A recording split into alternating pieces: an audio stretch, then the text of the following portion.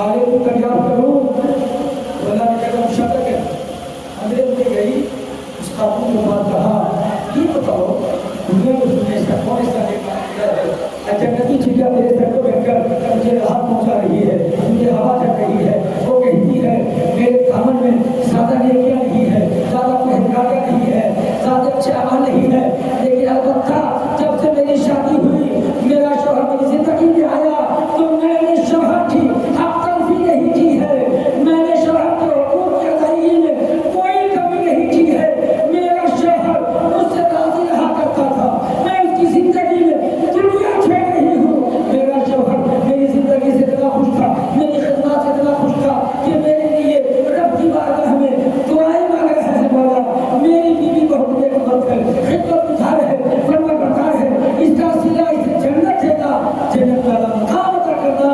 ये शौहर की दुआओं का समय है, ये उसकी खिदमत का नतीजा है कि अल्लाह ने जन्नत में आला मकाम दिया है। कभी जन्नती चिड़िया मेरे सर पे बैठ के हवा पहुंचाएगी। दूसरी खातून की उस पार है, उसके पास गई तो सवाल बदल गया, ये दुनिया में कौन ऐसा गुनाह किया है? मैं खातून ये बताओ तुमने दुनिया में कौन ऐसा आपका नाराज करने वाला काम किया है कि आज चिड़िया तुमने सर पे ठोकर लगा रही है, चोट से ठोकर लगा रही है और तुम चीख रही हो, तुम चिल्ला रही हो और तुम्हारा पहुंचा रहा कहती है अमाल की कमी नहीं है, कसरत से मैं नेकियां कमाती थी, फराइज तो फराइज नवाफिल भी अदा करती थी। लेकिन एक मुहिमा सुनो, मैंने शौहर को तकलीफ दिया है, जबान से अच्छे पहुंचाई है, हाथ से तकलीफ दिया है, मेरी जबान की अच्छी तरह चलती थी।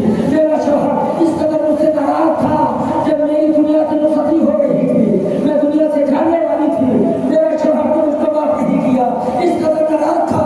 लोगों ने कहा माफ कर दो तो जन्नती हो जाएगी, नहीं माफ करोगे जहन्नम का ईंधन बनेगी। मेरे शौहर ने मुझको माफ नहीं किया। आज उसकी नाराजगी का सबब यह है कि जब से मैं कब्र की मंजिल में आई हूँ अल्लाह के कब्र में फला हूँ। अगर तुम दुनिया में वापस जाओगी तो फला गाँव में मेरा वो शौहर रहता है, जाके कहना मुझे गम सुनाना कि मेरे हालात के साथ कुछ करना, मैं अदालत का मुंतज़िर हूँ, वो माफ कर देगा, खुदा भी माफ करेगा।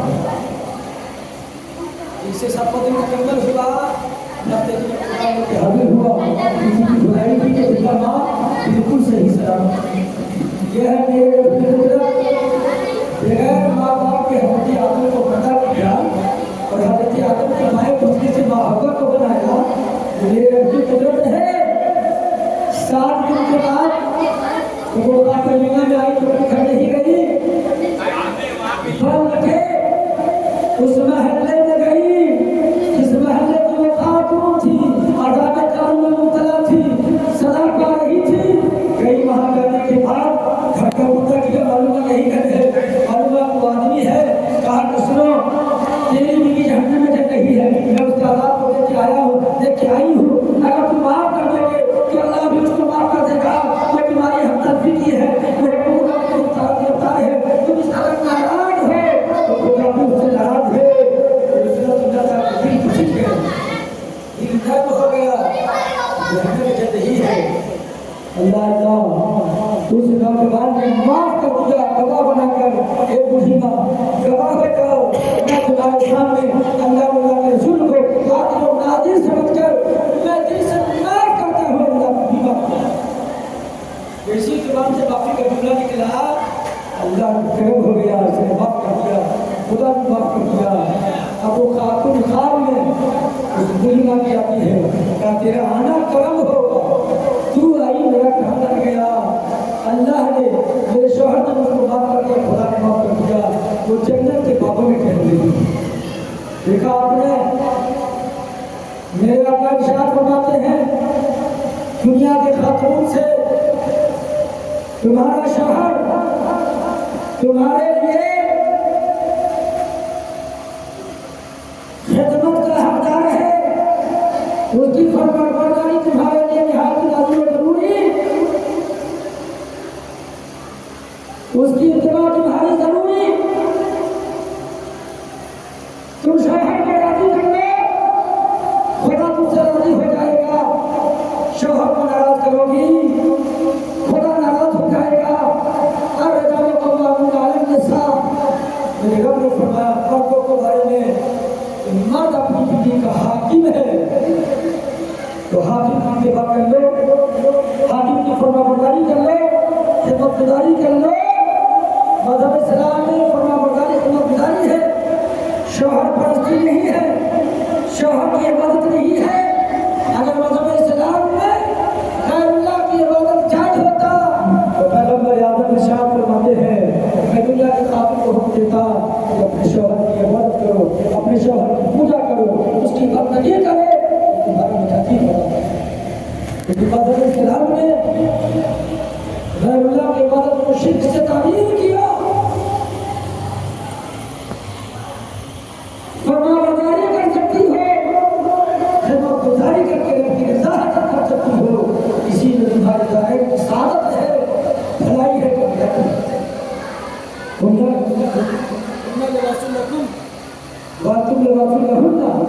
औरतें मर्द का लिबास है, मर्द औरत का लिबास है, और ये लिबास काबिल इज़्ज़त व इहतराम है।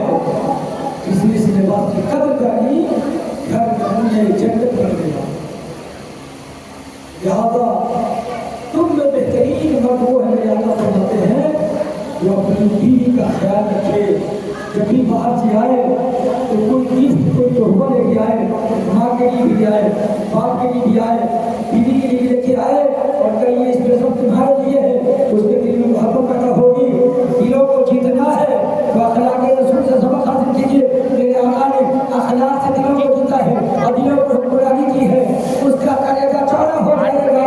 बीवी कहने पर मजबूर होगी, मेरा शौहर मुझसे इतनी मोहब्बत करता है, घर में है तो मोहब्बत करता है, बाहर में है तो मोहब्बत करता है, घर में है तो ख्याल रखता है, बाहर में है तो ख्याल रखता है, ये मोहब्बत ही है।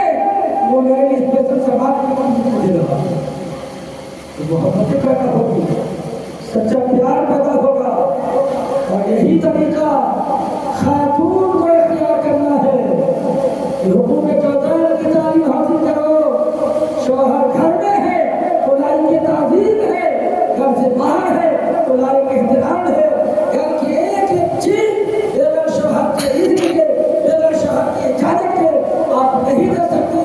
ये शौहर की अमानत है, तुम भी शौहर की अमानत हो।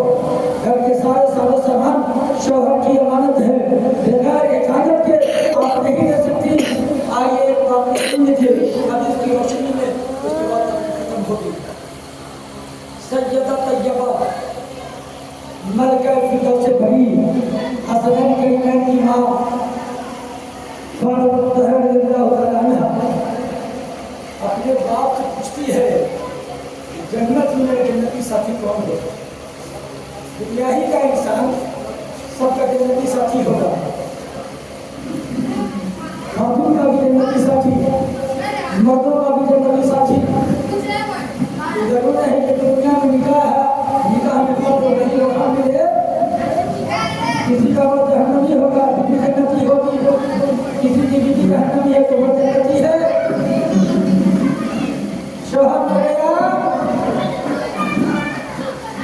बीवी मर गया है तो जन्नत खत्म। मर्द फौरन निकाह कर सकता है, 4 महीने तक सब काटेगी तब वो किसी निकाह कर सकती है। तो आइए वो कहती है जन्नती साथी कौन होगा। तो मेरे आका ने फरमाया लकड़हारा की फला लकड़हारा की बीवी कहा, वो लकड़हारा की बीवी मेरे साथ में कहा जाके देखो जब ये नबी की बेटी से कहता तो जब सामने जन्नत मिलने गई, तवज्जो से सुनिए, मिलने गई तो दरवाजा बंद किया, कहीं कहा और फातिमा बिन्त रसूलुल्लाह कहा किस लिए आई हो, आपसे मिलने आई हो, क्या इजाजत नहीं है। मलका फिरदौस से बड़ी कौनैन के ताजदार की बेटी, तमाम औरतों की सरदार, कहीं मिलने की इजाजत नहीं है, चलिए क्या नहीं मानी। शौहर को घर में आया, वो कहती है ऐ मेरे शौहर का घर, नबी की शहजादी उससे मिलने आई थी, क्या इजाजत है मैं उनसे मिलूं। का इजाजत है उसे मिल सकती है। शौहर का मतलब फिर आई, नबी की बीवी फिर आई फातिमा रज़ी अल्लाह तआला अन्हा। दस्तक ने कहा कौन? फातिमा बिन्ते रसूलुल्लाह की बेटी हूँ, अली की बीवी हूँ, मैं मिल्लत के घर से आई हूँ। तो कहती है आप अकेली हैं या साथ में कोई और है? कहा मेरा बेटा है। कहा इजाजत नहीं, तवज्जो सुने, इजाजत नहीं है। वापिस चली गई। फातिमा घबराई नहीं, बुरा नहीं मानी, तो समझ में आ गया ये खातून जो मेरे साथ जंगल में जाएगी शौहर की फरमाबरदारी की वजह से, बगैर शौहर की इजाजत के किसी से मिलने गवाही नहीं, घर के अंदर है, पर्दा नशी है, नबी की शहजादी क्यों ना हो, मिलने के लिए इजाजत नहीं देती। अल्लाह अल्लाह बात समझ में आ गया। शौहर की फरमाबरदारी ने, शौहर की हुक्मरानी ने, शौहर की खिदमतगुजारी ने तेरा मकाम और सुरैया से ऊंचा कर दिया है। आज तू उस वक्त खातून है या जन्नत में मेरे साथ है, फातिमा के साथ वो जन्नत में जाएगी। ये है शौहर की फरमाबरदारी का सिला। सुन्ना लिबासुल लहुन वातुल लिबासुल लहुन्ना, औरतें मर्द का लिबास है, मर्द औरत का लिबास है। ये लिबास आगे जो इख्तिलाफ है इसकी कद्र की जाए और घर को नमूने जन्नत बनाया जाए। देखिए